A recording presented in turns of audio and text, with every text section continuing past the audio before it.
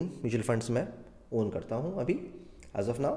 और जो आपको टोटल अमाउंट मेरा दिख रहा होगा वो आपको दिखेगा 80,81,626। ये करंट वैल्यू है बेसिकली। ये 1 करोड़ से ज़्यादा थी, इनफैक्ट 1 करोड़ 5 लाख के अराउंड थी। पर क्योंकि नास्डैक ने काफ़ी अच्छा रिटर्न दे दिया था मुझे, नास्डैक ने और यूएस टेक्नोलॉजी फंड ने, तो मैंने 2 हफ्ते पहले आई थिंक प्रॉफिट बुकिंग कर ली है। आज की वीडियो थोड़ी अलग है। ये काफ़ी पर्सनल वीडियो है और आई थिंक जो लोग अपनी इन्वेस्टिंग जर्नी अभी शुरू करने वाले हैं उनके लिए काफ़ी शायद इंस्पिरेशनल हो या उनको हेल्प करे ये समझने में कि वो छोटे छोटे कदम लेके बहुत आगे तक जा सकते हैं। मैंने बहुत बहुत छोटे से स्टार्ट किया था।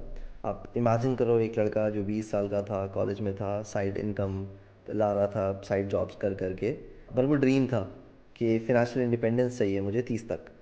और एक रैंडम नंबर था 30 मेरे दिमाग में, मुझे बिल्कुल आइडिया नहीं था कि मैं कैसे करूँगा। बट मैं मेरी वो स्टोरी है, मैं आज अपनी वो कहानी आपको साथ शेयर करना चाहता हूँ, प्लस मैं अपना पोर्टफोलियो भी आपको दिखाना चाहता हूँ। बस म्यूचुअल फंड्स का पोर्टफोलियो दिखाऊंगा मैं, स्टॉक मार्केट का अपना पोर्टफोलियो और अपने रियल एस्टेट का मैं बाद में दिखाऊंगा। उसके अपने रीज़न से अगर मैं दिखा दूंगा वो स्टॉक्स आपको दिख जाएंगे, आप उसको ख़रीदना शुरू कर सकते हो।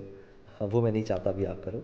ऊपर से उसमें वो भी दिखा नहीं पाऊंगा कि मुझे 1 साल में कितना रिटर्न आया उसमें। तो कोई स्टॉक मैं 5 साल से होल्ड कर रहा हूँ तो वो दिखेगा 100% रिटर्न है, तो आप बोलोगे वो 1 साल का है कि 5 साल का है, तो अगेन उसका इतना पॉइंट नहीं बनता। तो मैं अपना म्यूचुअल फंड दिखा दूंगा विच इज़ लाइक 10-20% जो मेरी ओवरऑल इन्वेस्टमेंट है उसका पार्ट होता है। तो आप वो देख के आई थिंक थोड़ी इनसाइट्स ड्रॉ कर सकते हो। इन्वेस्टिंग इतनी ईजी थी नहीं। जब मैंने भी शुरू किया था अपने कॉलेज में, आई थिंक जब 20 का था, मुझे बस एक डीमैट अकाउंट के बारे में पता था। मैंने डीमैट अकाउंट खुलवा लिया था और मैं उसमें जाके अपने जो भी पैसे कमा रहा था मैं उसमें डाल देता था। और रैंडम लोग जो जो आप लोग भी करते होंगे कि किसी ने बोल दिया वो स्टॉक खरीदना है, वो स्टॉक डबल हो जाएगा, ट्रिपल हो जाएगा, उसको जाके उसमें वैसे इन्वेस्ट कर दिए और मैं वही करता रहता था। स्टार्टिंग में काफ़ी पैसे कमा भी लिए उससे मैंने, वो जिसको बोलते हैं beginner's luck, and then eventually almost सारे पैसे मैंने लूज़ कर दिए। इनफैक्ट जो अपने पैसे कमाए थे वो भी लूज़ कर दिए। एक ऐसा पॉइंट भी आ गया था जब मैंने सोचा था सब बेकार है, सब कुछ छोड़ देना है। तो पता नहीं क्यों मुझे लगा कि शायद मैंने सही तरीके से शुरू नहीं किया, तो छोड़ता नहीं हूँ। मैंने काफ़ी पढ़ना शुरू किया, काफ़ी नॉलेज गेन करी और फिर री एंटर करा मार्केट में आई थिंक 22 पे। 8 साल हो गए पिछले।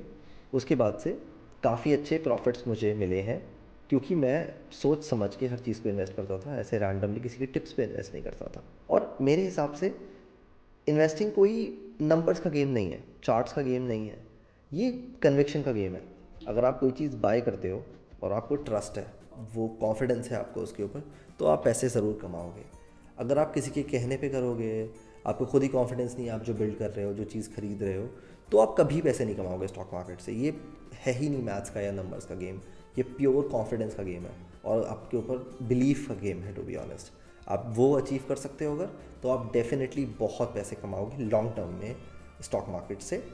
लॉन्ग टर्म में बड़ा इंपॉर्टेंट है ये जो 6 महीने लोग सोचते ना मैं 2 महीने में कमा के निकल जाऊँ, ऐसा नहीं होने वाला। तो और बिना टाइम वेस्ट करें हम सीधे आते हैं मेरे पोर्टफोलियो के बारे में बात करने के लिए।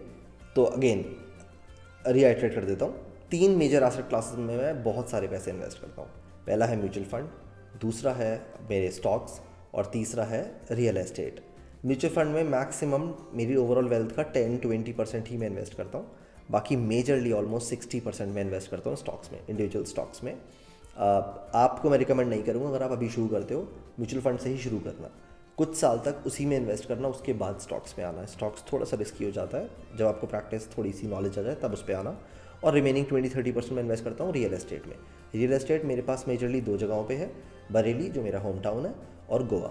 गोवा में एग्रेसिवली इन्वेस्ट कर रहा हूँ मैं उसकी अलग सीरीज़ बना रहा हूँ, उसके लिंक्स भी डाल दूंगा इसी चैनल पे। गोवा बहुत अच्छी लोकेशन है इन्वेस्ट करने के लिए, उस बारे में बाद में बात करते हैं, पर वहाँ पे मैं उन जगहों पे इन्वेस्ट करता हूँ, गोवा में और बरेली में। तो हम स्टार्ट करते हैं मेरा पूरा पोर्टफोलियो। ग्रो की बात कर लेते हैं, मैं ग्रो आपको दिखाने वाला हूँ। यहाँ पे मेजरली मैं ऑलमोस्ट सारे कंसोलिडेटेड स्टेटमेंट दिखा सकता हूँ अपने म्यूचुअल फंड्स का। और ये है मेरा अकाउंट, मेरा नाम मोहम्मद नवाज वारसी और मेरा email address, you can clearly see, ये मेरा अकाउंट है बेसिकली। अब सबसे पहला पार्ट आपको देखना है वो है इन्वेस्टमेंट्स। 17 म्यूचुअल फंड्स में ओन करता हूँ अभी एज ऑफ नाउ। और जो आपको टोटल अमाउंट मेरा दिख रहा होगा वो आपको दिखेगा 80,81,626। ये करंट वैल्यू है बेसिकली। ये 1 करोड़ से ज़्यादा थी, इनफैक्ट 1 करोड़ 5 लाख के अराउंड थी। पर क्योंकि नास्डैक ने काफ़ी अच्छा रिटर्न दे दिया था मुझे, नास्डैक ने और यूएस टेक्नोलॉजी फंड ने, तो मैंने 2 हफ्ते पहले आई थिंक प्रॉफिट बुकिंग कर ली है। ऑलमोस्ट 20-25 लाख की प्रॉफिट बुकिंग कर ली है, तो आपको यहाँ 80-81 दिख रहा है। आप इन्वेस्टेड वैल्यू देखोगे तो वो आएगा 52,86,244। ये है मेरा investment amount right now. Again profit booking के बाद ही कम हो गया, पहले थोड़ा ज़्यादा था। आप अगर देखोगे रिटर्न्स टोटल वो है ऑलमोस्ट 28 लाख के, 52.88%। ये ओवरऑल रिटर्न है। पर अगर आप XIRR देखोगे which is basically year on year, अगर आप मैं बात करूँ एवरेज रिटर्न एक साल का विच इज़ 30.32। और मैं आपसे यही बोल रहा था, कमेंट जब कर रहा था इस अपनी पहली वीडियो में, इफ़ यू गो बैक, मैं बोल रहा था कि मैं 20 से 25% ईयर ऑन ईयर मिलता है। लास्ट ईयर काफ़ी बुलिश था इसलिए मुझे इतना रिटर्न मिल गया, और जनरली 20-25 के रेंज में रहता है मेरे रिटर्न। वो भी म्यूचुअल फंड की बात नहीं कर रहा हूँ मैं, स्टॉक्स में मुझे एवरेज आउट कर जाता है वो। अब इसमें टॉप 2 है मेजरली जिनमें सबसे ज़्यादा पैसा मेरा इन्वेस्टेड था। पहला है Motilal Oswal Nasdaq 100 fund of fund. Again ये नैस्डैक एक यूएस का इंडेक्स है, इसके बारे में जो मैं बात करूँगा वो नेक्स्ट वीडियो मेरी म्यूचुअल फंड की आएगी, उसमें बताऊँगा आपको इंडेक्स क्या होता है, नैस्डैक क्या है, निफ्टी क्या है, सेंसेक्स क्या है। तो नैस्डैक एक यूएस का इंडेक्स है अभी के लिए, आप ऐसे समझ लो, और काफ़ी नीचे ट्रेड कर रहा था लास्ट ईयर। मैं बहुत बुलिश था नैस्डैक पे, तो मैंने नैस्डैक में काफ़ी पैसे इन्वेस्ट किए। अगर आप देखोगे यहाँ पे तो 20 लाख इन्वेस्टेड हैं, जो करंटली 30,43,000 हो गए, ऑलमोस्ट 10 लाख का प्रॉफिट है। पर इससे भी ज़्यादा थे, 20 लाख यहाँ पे दिख रहा है, पर आई थिंक 30 या 35 लाख थे ये मेरे इन्वेस्टेड, और मैंने प्रॉफिट बुक कर लिया इसलिए वो नीचे दिखा रहा है। रिटर्न 51% है, और आप XIRR देखोगे अगेन एवरेज रिटर्न जो एक साल का है विच इज़ 47%। अगेन काफ़ी ज़्यादा होता है 47 अगर आपको एक साल में मिल रहा है। तो ये है मेरा सबसे मेजर चंक जहाँ मैंने इन्वेस्ट किया था म्यूचुअल फंड में लास्ट ईयर। दूसरा है US टेक्नोलॉजी फंड। इसमें अगर आप देखोगे तो इसमें दिखा रहा है 8,09,000, जो भी हो गए हैं अभी 14,17,000। अगेन ये 8,09,000 दिखा रहा है, पर ये भी अराउंड 15 लाख मैंने इन्वेस्ट किए थे। इसमें रिटर्न मुझे बहुत ज़्यादा मिल गया था, तो मैंने प्रॉफिट बुकिंग कर लिया है 30-40%। रिटर्न देखोगे आप 75% का रिटर्न है मुझे, और इसका XIRR आप देखोगे जो एक साल का है which is 65.24। Again massive massive massive return. मैंने एक्सपेक्ट भी नहीं किया था इतना ज़्यादा, तो लेकिन ये काफ़ी ज़्यादा ग्रो कर गया पिछले एक साल में। तो ये मेरे मेजर 2 म्यूचुअल फंड्स हैं जहाँ पे काफ़ी ज़्यादा पैसे इन्वेस्टेड है। कराते हुए बिफोर प्रॉफिट बुकिंग 35 इसमें थे, 15 इसमें थे, तो ऑलमोस्ट 50 लाख रुपए सिर्फ इन 2 में इन्वेस्टेड थे, और बाकी दूसरों में इन्वेस्टेड थे। अभी भी बात करूँ तो 30 लाख के अराउंड इसी में इन्वेस्टेड है, जो मेरी इन्वेस्टेड 52 में से 30 लाख इसी में हो गया है। तीसरा है कोटक का फ्लेक्सी कैप फंड। इसमें आप देखो 2,74,000 इन्वेस्टेड है, और करंट वैल्यू हो गई है 4,43,000। अगेन प्रॉफिट ऑफ 61.42%, और XIRR देखोगे अगर आप तो है 20.57%। ये मेरा थर्ड अगेन बिगेस्ट चंक है। चौथा HSBC स्मॉल कैप फंड। इसमें आप देखो तो 1,73,000 इन्वेस्टेड है, और करंटली हो गए हैं वो 4,43,000, तो 154% का प्रॉफिट है। बट अगेन ये बोला था मैंने आपको, म्यूचुअल फंड में आपको दिखा पाऊंगा कि वो एक साल में कितना है और मल्टीपल ईयर्स में कितना है।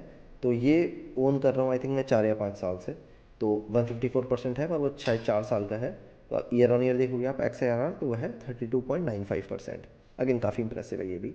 फिर है टाटा का स्मॉल कैप फंड, 2,89,000 इन्वेस्टेड है, 3,69,000 हो गए हैं, 27% रिटर्न है, पर XIRR कहता है 44.17, तो इसमें शायद एक साल भी नहीं हुआ है मुझे इसको लिए हुए।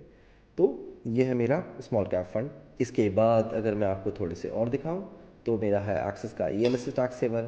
नैस्डैक में क्योंकि मैं बहुत बुलिश था तो मैंने और नैस्डैक भी ले लिया था, Navi Nasdaq 100 fund of fund. Brand से इतना फ़र्क नहीं पड़ता, नैस्डैक मैटर करता है, नवी का हो मोतीलाल ओसवाल का हो इतना फ़र्क नहीं पड़ता, और मैंने उसमें इन्वेस्ट किया हुआ था। तो ये भी है, इसमें तो 81% का एक्स मैंने बाद में इन्वेस्ट किया था, 3 लाख किए थे, 367 हो गए हैं। ये मेजरली मेरे म्यूचुअल फंड का पोर्टफोलियो है। बाकी तो आई थिंक इतने ज़्यादा मैंने इन्वेस्ट नहीं किया, ज़्यादा बड़े नहीं। ये जैसे स्टॉक सेवर फंड है, या मेरा ये एसेट ग्लोबल आर्टिफिशियल इंटेलिजेंस का फंड है, इसमें भी रिटर्न 42.14% है। आप सारे XIRR देख सकते हो यहाँ पे जितने भी हैं। और मैंने आपको यही बोला था स्टार्टिंग में कि 20 से 25% I can help you attain that, और वो काफ़ी इंप्रेसिव रिटर्न है। अगर आपको रूल ऑफ 72 पता है तो 20-25% रिटर्न अगर आपको मिल रहा होगा तो आप 3 साल में ऑलमोस्ट 3 साल में आपका पैसे डबल हो चुके होंगे। तो डबल की पावर आप समझ जाओ, हर 3 साल में अगर डबल हो तो कितने ज़्यादा पैसे आप ग्रो कर सकते हो कुछ सालों में। और बस थोड़ा सा स्मार्ट होना है। ये रिटर्न मुझे इसलिए नहीं मिला क्योंकि मैं SIP कर रहा था, ये रिटर्न मुझे इसलिए मिल रहा था क्योंकि मैं इंटेलिजेंटली पैसे डाल रहा था। जब मार्केट एकदम क्रैश कर जाती है, नीचे हो रही थी, तो मैं लमसम में पैसे इन्वेस्ट करता था। फॉर एग्जांपल नैस्डैक में मैंने 20 लाख रुपए सिर्फ एक ही दिन में डाल दिए थे, और जब मार्केट बहुत ऊपर है तो मैं SIP करता रहता हूँ, कम कम SIP करता रहता हूँ। और आपको यही सीखना है, इंटेलिजेंटली मार्केट को टाइम करना है, थोड़ा सा इंटेलिजेंट बन जाना है यहाँ पे, कि जब मार्केट बहुत नीचे है तो खूब सारे पैसे डालने हैं, जब मार्केट ऊपर है तो थोड़ी SIP कम कर देनी है। अगर आप वो डम तरीका जो होता है SIP हर महीने 10,000 कट रहे हैं तो आपको रिटर्न कम ही मिलेगा कंपैरेटिवली जैसे ये मिलता है इसके हिसाब से। And I can help you, I help you कब ज़्यादा करना है कब कम करना है इस कम्युनिटी के थ्रू।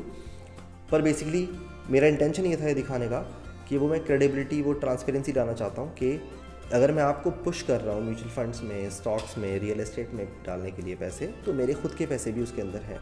ऐसा नहीं है मैं रैंडमली आपको बता रहा हूँ। तो अगर मेरे अपने पैसे हैं, मैं आपको वही चीज़ें सजेस्ट भी करूँगा जहाँ पे मैं खुद पैसे इन्वेस्ट करता हूँ, और मैंने ग्रो पैसे इसी के थ्रू करे हैं। मैं सिर्फ आई थिंक मैंने पहले बोला था, I just don't talk the talk, I walk the walk.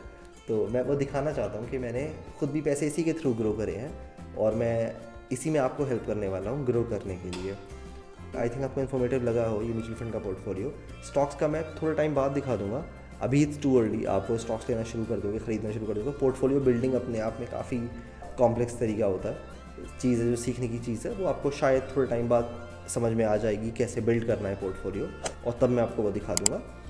Until then, keep investing and keep learning. Thank you so much.